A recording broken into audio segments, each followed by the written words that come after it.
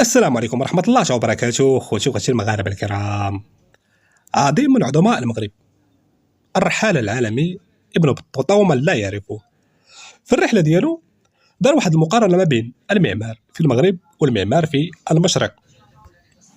اسم الكتاب تحفة النظار في غرائب الأمصار وعجائب الأمصار، أو المختصر ديال رحلة ابن بطوطة.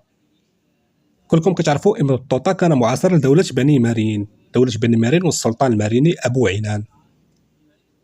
بالمناسبة كان كيحكم شمال افريقيا وكذلك الاندلس. وهنا في الحديث ديالو على المدرسة البعنانية شنو كيقول؟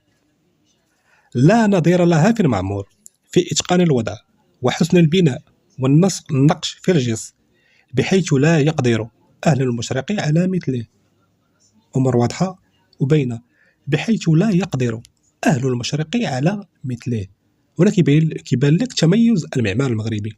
وعلاش هذا المعمار المغربي يوجد فقط في المغرب والأندلس والدول اللي حكمناهم؟ المعمار المغربي يوجد في المغرب والأندلس والجزائر وتونس، بحكم أننا حكمناهم. شيء عادي أنه يكون فيها معمار مغربي، بحكم أن صلاة الجمعة كانت تنطق باسم سلطان فاس أو مراكش.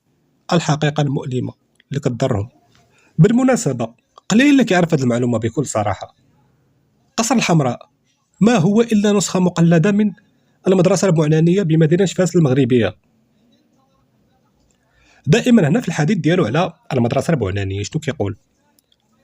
وعمارة المدرسة الكبرى بالموضع المعروف بالقصر مما يجاور قصبة فاس، ولا نظير لها في المعمور اتساعا وحسنا وإبداعا. ولا نظير لها في المعمور اتساعا وحسنا وإبداعا. ولم أرى في مدارس الشام ومصر والعراق وخرسان ما يشبهها. بحكم أن ابن بطوطة رحالة قال لك هذا المعمار المغربي ما شافوش ولا نظير له في المعمور، لما في العالم ما كاينش بحاله.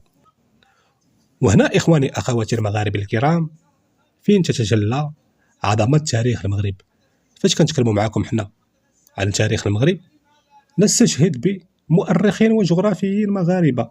كيفاش انت كتجي وكتكلم لي على مادة التاريخ وأنت لا تمتلك مؤرخين؟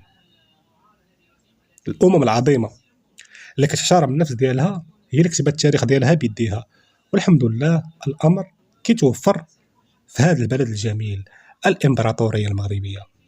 المغرب الأصل والباقي تقليد، واللي عواج نقادوه ونقريوه، ونحن لكم بالمرصاد. يلا خوتي المغاربة، السلام عليكم ورحمة الله وبركاته. ديما مغرب الله الوطن الملك.